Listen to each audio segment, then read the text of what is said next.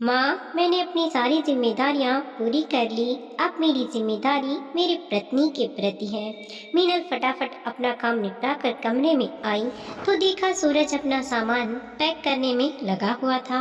कल सुबह 10 बजे की उसकी ट्रेन थी, इसलिए सारे ज़रूरी डॉक्यूमेंट्स रखने में लगा हुआ था। मीनल को देखते ही सूरज बोला, मीनल, मैं अपने डॉक्यूमेंट्स रख रहा हूँ, तुम मेरे कपड़े वगैरह रख दो तो पैकिंग थोड़ी जल्दी हो जाएगी। फिर मैं चाचा जी के घर भी मिल आऊँगा। आखिर इतनी छुट्टी ही मिलती है। अब इतने से दिनों में जितना ज़्यादा लोगों से मिल लूँ उतना ही अच्छा है, नहीं तो बेवजह माँ को ताने सुनाएंगे कि बेटा आया था और मिलकर भी नहीं गया। मीनल सूरज की बातें सुनकर चुपचाप खड़ी हो गई। उसे यूं खड़ा देखकर सूरज बोला, अरे खड़े क्यों हो, जल्दी से पैकिंग करवा दो। तभी मीनल बोल पड़ी, सूरज प्लीज़, मुझे भी तुम्हारे साथ चलना है, यहाँ मेरा मन नहीं लगता है। अब तो इतने साल हो गए, प्लीज़ मुझे भी ले चलो ना। मीनल लगभग गिड़गिड़ाते हुए सूरज से बोली। उसकी बात सुनकर सूरज बोला, मीनल, क्या बच्चों जैसी बातें कर रही हो तुम इस घर की बहू हो। माँ की सेवा, घर की सारी जिम्मेदारी आखिर तुम्हारे ही तो निभानी है। तुम यहाँ की जिम्मेदारी निभाती हो तभी तो मैं वहाँ चैन से रह पाता हूँ, कमा पाता हूँ। पर तुम हर बार बस ये जिद पकड़ कर बैठ जाती हो।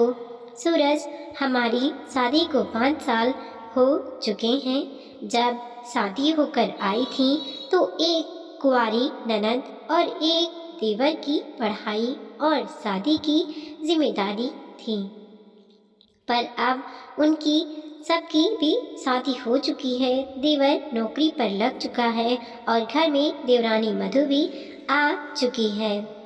अब तो माँ अकेली भी नहीं है, अब तो ले चलो।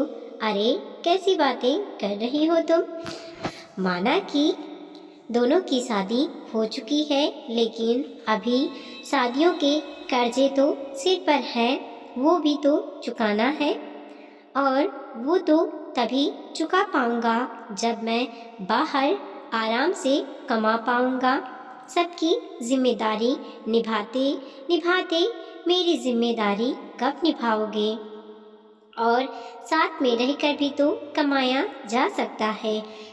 क्या जो पति पत्नी बाहर रहते हैं वो कमाते नहीं हैं, अपने परिवार की जिम्मेदारी निभाते नहीं है। मीनल, तुम मेरी बात समझने की कोशिश क्यों नहीं कर रही हो। अगर तुम भी मेरे साथ चलोगी तो खर्चे बढ़ नहीं जाएंगे। मुझे अधिकतर पैसा यहाँ भेजना पड़ता है, वहाँ तो मैं एक कमरे में गुजर बसर कर लेता हूँ, रूखी सूखी खा लेता हूँ। पर तुम वहाँ जाओगी तो हमें हमारी पूरी गृहस्थी बचानी पड़ेगी। कितने पैसे खर्च हो जाएंगे, भला कैसे हो पाएगा।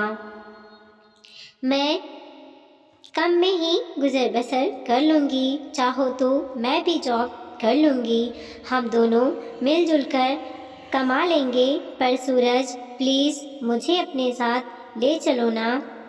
बस करो मीनल, क्यों नहीं समझना चाह रही हो तुम मेरी बात। बस एक बात ही जिद लेकर बैठी हुई हो, यहाँ रहकर माँ की सेवा करने में आखिर हर्ज क्या है तुम्हें।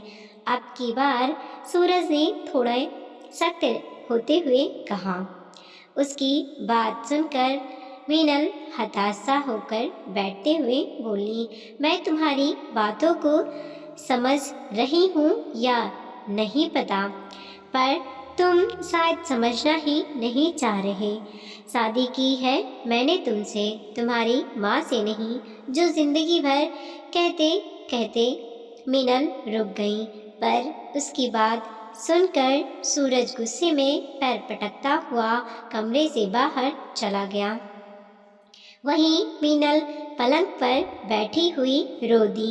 5 साल हो गए थे शादी हुए, पर कभी भी सूरज के साथ चैन के पल ना बिता पाई। जब शादी होकर ससुराल आई थी तो ससुराल में सास शर्मिला जी, पति सूरज, ननद नेहा और देवर राजेश ही थे। पिता थे नहीं, दोनों भाई बहन उस समय पढ़ ही रहे थे। अकेले सूरज पर घर की जिम्मेदारियां थीं, इसीलिए वो बाहर रहकर जॉब करता था। शुरुआत में जब उसने अपने साथ मीनल को ले जाना चाहा तो शर्मिला जी ने मना कर दिया। बेटा, पहले घर की जिम्मेदारियां को निभा, दोनों भाई बहन तेरी जिम्मेदारी हैं। इस घर के खर्चे और उनकी पढ़ाई तेरी जिम्मेदारी है। ऊपर से अभी तेरी शादी का कर्जा भी हो गया है। अभी से अगर बहू को अपने साथ ले जाएगा तो भला यहाँ क्या खर्च कर पाएगा। और वैसे भी कुछ दिन बहू को मेरी सेवा तो कर लेने दे, उसके बाद तो तुम दोनों को जिंदगी भर साथ ही रहना है। माँ की बात मानकर सूरज मीनल को यहीं छोड़कर गया। हालांकि उसकी जॉब अच्छी थी और अच्छी सैलरी भी थी, पर जिम्मेदारियों के चलते अब वो मीनल को साथ लेकर नहीं जाता। साल में एक बार आता था, वो भी कुछ ही दिनों के लिए। उसमें भी कभी इस रिश्तेदार से मिलने जाना है या कभी उस रिश्तेदार से मिलने जाना है। कभी कोई गवर्नमेंट डॉक्यूमेंट्स तैयार करवाने जाना। दिन भर अपने परिवार के साथ समय बिताता रहता। इधर मीनल घर के कामों में ही लगी रह जाती। जब भी सूरज घर आता तो वो दिन तो परिवार के लिए त्योहार की तरह होता था। सब नई नई फरमाइशें शुरू कर देते। मीनल बस उसी फरमाइशों को पूरा करने में लग जाती। सूरज के साथ तो रात में कुछ पल ही उसके होते थे, उसमें भी वो दोनों इतना थक जाते थे कि बिस्तर पर पड़ते ही उन्हें नींद आ जाती थी। इसी कारण आज तक मीनल माँ भी नहीं बन पाई। लेकिन अब शादी के 5 साल बाद हर कोई उसे माँ ना बनने के लिए ताना मारना शुरू कर चुका था। देवरानी के आने के बाद तो स्थिति और भी बदतर हो चुकी थी। उसकी स्थिति तो घर में काम करने वाली नौकरानी जैसी हो चुकी थी। दुख तो उसे इस बात का ज़्यादा था कि सास शर्मिला जी भी पीछे नहीं रहती, घर का सारा काम भी करवाती, साथ ही ताने की बौछार भी करती। उनके ये ताने दिल को छलने कर जाते, पर ये भी नहीं सोचती कि उन्होंने बच्चों को कब साथ रहने दिया। मीनल ने 1-2 बार सूरज से कहा भी, पर सूरज की आंखों पर तो अपनी माँ की विश्वास की पट्टी बंधी हुई थी। वो तो मानने को तैयार ही नहीं होता कि माँ ऐसी बातें भी बोल सकती हैं। खैर, रात को 11 बजे तक सूरज लौटा। सूरज के पास घर की दूसरी चाबी थी, जो वो अक्सर यहाँ आता था तब अपने पास रखता था, क्योंकि कई बार रिश्तेदारों के घर से आने में रात को हो जाती थी तो उसे किसी को जगाना नहीं पड़ता था। वो दूसरी चाबी से दरवाज़ा खोलकर घर में आया तो देखा उस समय शर्मिला जी जग रही थी। उनके कमरे की लाइट जलती देखकर सूरज उनके कमरे की तरफ गया तो अंदर से आवाज़ें आ रही थी। शर्मिला जी के साथ मधु और राजेश भी थे। माँ जी, आपको पता है आज भैया भाभी के कमरे में से आवाज़ें आ रही थी। शायद भाभी भैया के साथ जाने की जिद कर रही थी। भैया ने मना कर दिया तो रो रही थी। मधु शर्मिला जी को सूरज के कमरे का हालचाल सुनाने में लगी हुई थी। अरे, जितने भी जिद करनी है कर लेने दो, मेरा सूरज उसको लेकर नहीं जाएगा। आखिर मैंने सूरज को यूं ही समझा बुझाकर अपने विश्वास पर नहीं रख रखा है। इस महारानी को तो बस छोड़कर जाने की लगी हुई है। शर्मिला जी मधु को जवाब देते हुए बोली।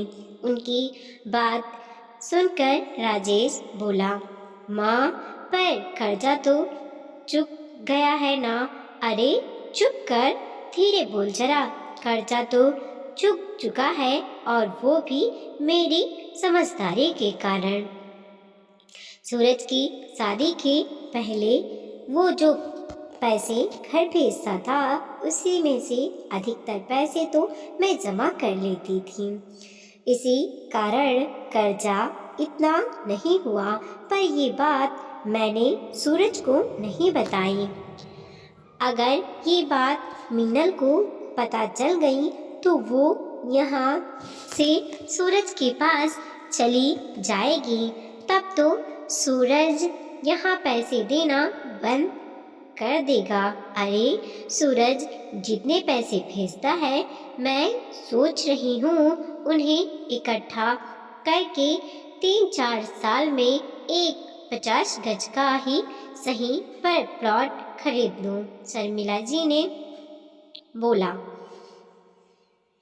पर भाभी, कहते कहते राजेश रुक गया। अरे छोड़ उसे, उस बांझ को तो ऐसे ही रहने की आदत हो चुकी है। अचानक मीनल के लिए बांझ शब्द सुनते ही सूरज उसके आगे कुछ सुन ही नहीं पाया। मतलब मीनल गलत नहीं कहती थी। भला उसकी ही माँ इतनी स्वार्थी हो गई कि अपनी खुशी के लिए उन्हें अपने बड़े बेटे बहू नजर नहीं आए। सूरज ने उनके आगे कुछ भी नहीं सुना और चुपचाप अपने कमरे में आया तो देखा मीनल सो चुकी थी। पर आज वो मीनल को बड़े गौर से देख रहा था। उसकी जिम्मेदारियां और उसके परिवार के चलते बेचारी ने कितना कुछ भुगता है। इसीलिए शायद वो इतनी बड़ी बात कह गई। उस समय सूरज ने कुछ नहीं कहा। सुबह मीनल अपनी रोज के समय पर उठी और अपने रोजमर्रा के कामों में लग गई। जब सूरज की नींद खुली तो उसने मीनल को बुलाया और अपना सामान पैक करने को कहा तो उसने खुशी खुशी अपना सामान पैक कर लिया। जब शर्मिला जी की नींद खुली तो देखा मीनल रसोई में नहीं थी। वो उसे ढूंढती हुई कमरे में आई तो देखा वो अपना सामान पैक कर रही थी। यह देखकर शर्मिला जी ने कहा, अरे बहू, तुम अपना सामान क्यों पैक कर रही हो? जा तो सूरज रहा है ना, तुम नहीं।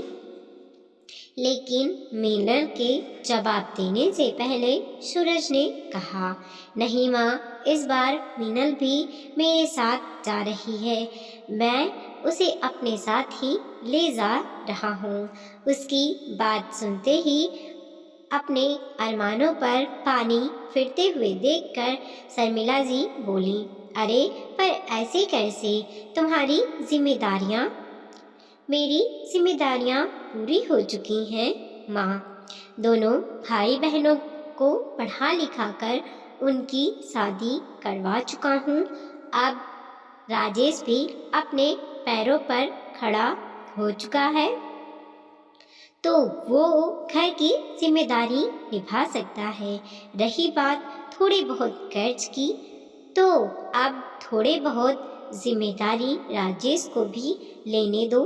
पर तू ऐसे अपनी जिम्मेदारियों से मुंह कैसे मोड़ सकता है? शर्मिला जी बस इतना ही बोल पाई थी कि सूरज ने पलटकर कहा, मैंने अपनी किसी भी जिम्मेदारी से मुंह नहीं मोड़ा माँ।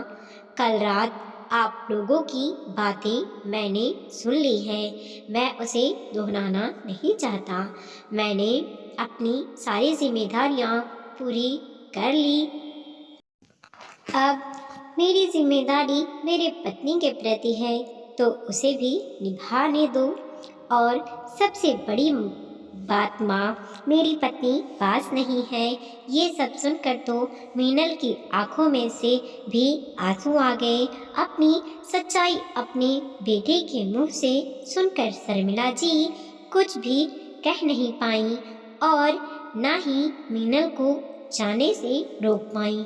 आखिर 5 साल की तपस्या के बाद मीनल सूरज के साथ रवाना हो गई अपनी गृहस्थी बसाने के लिए, और शर्मिला जी यहीं रह गईं अपने छोटे बेटे बहू के पास।